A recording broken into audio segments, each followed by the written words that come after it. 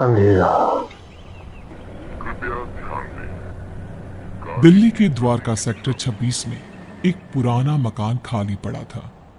आसपास के लोगों का कहना था कि 5 साल पहले मकान में रहने वाला खुराना परिवार रातों रात अचानक गायब हो गया और फिर कभी कोई उस घर में रहने नहीं आया। लेकिन आज सुबह से ही वहां चहल पहल थी। किसी मिश्रा परिवार ने घर खरीद लिया था और मिश्रा जी का बेटा अतुल और उसकी नई नवेली पत्नी कविता वहां रहने आने वाले थे। सुबह के वक्त अतुल और कविता घर में पहुंचते हैं। अतुल, घर की साफ सफाई तो बहुत अच्छी से हो गई है।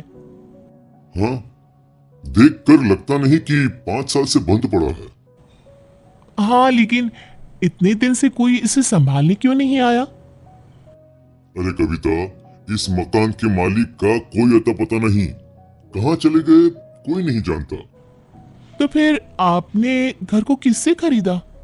मकान मालिक के कोई दूर के रिश्तेदार हैं, बहुत कम पैसों में बेच रहे थे तो मैंने खरीद लिया।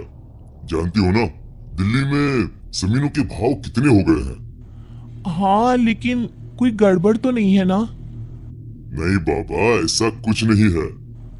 अतुल बाथरूम में नहाने जाता है और कविता किचन में। तभी उसके हाथ से स्पून गिर जाती है। जैसे ही कविता स्पून उठाने के लिए नीचे झुकती है, उसे किचन की शेल्फ के नीचे किसी की आंखें नजर आती है। कविता चीख कर बाहर की तरफ भाग आती है। अरे कविता, कविता क्या हुआ? अरे तुम ऐसे चिल्ला क्यों रही थी? क्या हुआ? वहाँ अलमारी के नीचे कोई है। अतुल नीचे झुक कर देखता है और घबरा के पीछे हट जाता है। मैंने कहा था ना, कुछ है वहां पर। अतुल, चलो हम यहाँ से चलते हैं। तुम भी ना कविता, वहां कॉकरोच है और कोई भूत नहीं है। एंड आई नो तुम्हें कॉकरोच से कितना डर लगता है। अतुल, मैं सच कह रही हूँ, वहाँ कॉकरोच नहीं बल्कि कुछ और था। किसी की आंखें। मुझे डर लग रहा है, मैं यहाँ नहीं रह सकती। अतुल कविता की बात नहीं सुनता और रात होने की वजह से कविता को सोने के लिए कहता है। डर की वजह से कविता को नींद नहीं आ रही थी। तभी उसकी नजर कमरे की छत पर लगे फैन के पास एक मकड़ी पे जाती है। वो मकड़ी को देखने लगी। देखते ही देखते कविता को एहसास होता है कि मकड़ी का आकार बढ़ता जा रहा है। कविता घबरा कर चीखने की कोशिश करती है, पर तभी वो देखती है कि मकड़ी एक डरावनी शक्ल में बदल गई। अतुल, उठो, वो देखो। क्या हुआ कविता? तुम ठीक तो हो ना? क्या हुआ? वो देखो अतुल, वो कौन है? एक छोटी सी मकड़ी, और कौन? इस घर में कुछ अजीब है अतुल, हमें यहाँ नहीं रहना चाहिए। ऐसा कुछ नहीं है, बेकार में डर रही हो तुम। अगली सुबह ब्रेकफास्ट के टाइम पर। कविता, आज मैं ब्रेकफास्ट नहीं कर पाऊंगा, मुझे बहुत देर हो गई है। प्लीज अतुल, कुछ तो खा लो। देखो, मैंने नाश्ता टेबल पर लगा दिया है।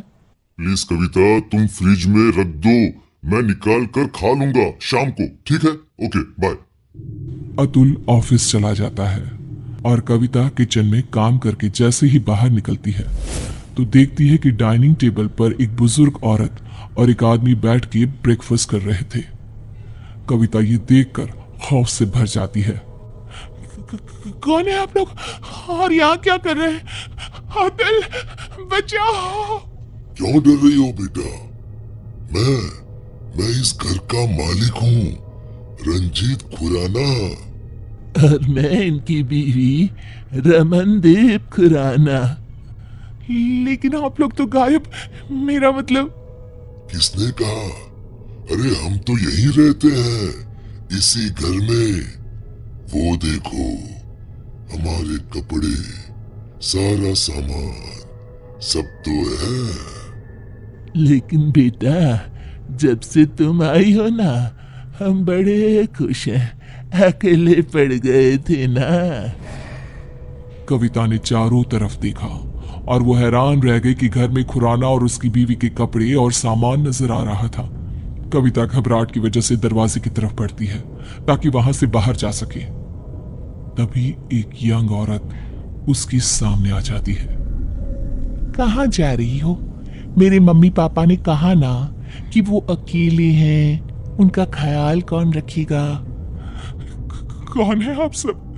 कौन है? जाने दीजिए मुझे। मैं इनकी बेटी हूं ना, क्या करूं?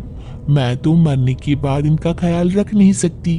अब तुम्हें ही ये काम करना होगा ना। हेल्प! हेल्प! कोई बचाओ मुझे। कविता भागती है और अपने कमरे में जाकर एक कोने में बैठ जाती है। पूरा दिन वो एक जगह बैठी रहती है। शाम को 5 बजे अतुल घर आता है और कविता को ऐसी हालत में देखकर परेशान हो जाता है। क्या बात है? अरे तुम यहाँ ऐसे?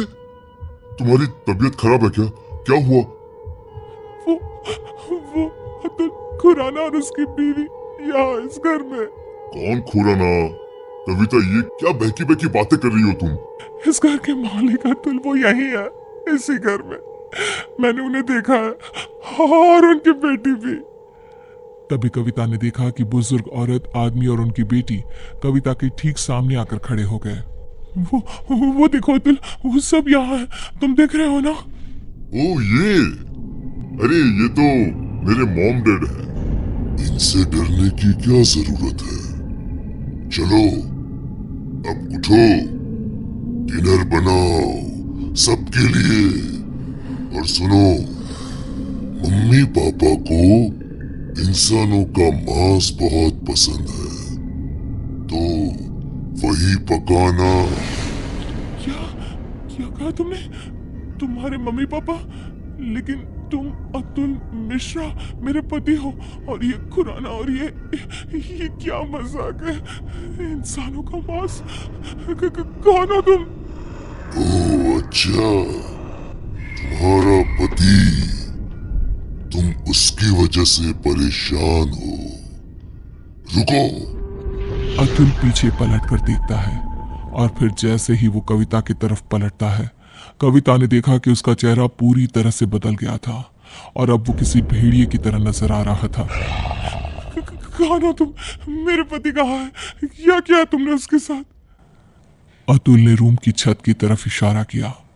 कविता ने देखा कि अतुल का शरीर रूम की छत पे चिपका था। वो मर चुका था। अतुल! अतुल को बचाओ! अब कुछ नहीं हो सकता। जानती हो, ऐसे ही उस रात हम सबको मार के छत पे लटका दिया गया था। क्या गलती थी हमारी और मेरे परिवार की?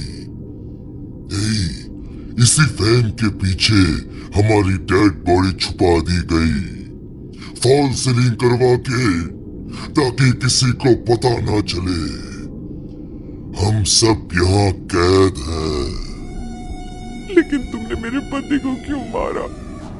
उसे तो मरना ही था, क्योंकि उसके बाप ने, जो कि एक कॉन्ट्रैक्टर है, इस घर को हड़पने के लिए ये सारा खेल रचाया था।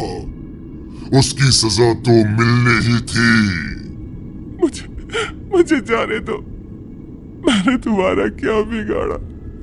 नहीं, अब तुम हमेशा के लिए यहाँ कैद हो। हमारी भूखी तड़पती आत्मा को संतुष्टि करने के लिए एक जिंदा इंसान का इस घर में होना जरूरी है। और अब से ये काम तुम करोगी।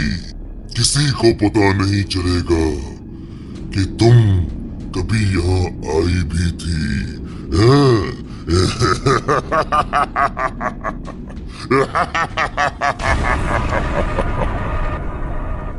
उसके बाद सेक्टर 26 में एक खबर और फैल गई कि खुराना के मकान में रहने आए अतुल और कविता भी अचानक से गायब हो गए।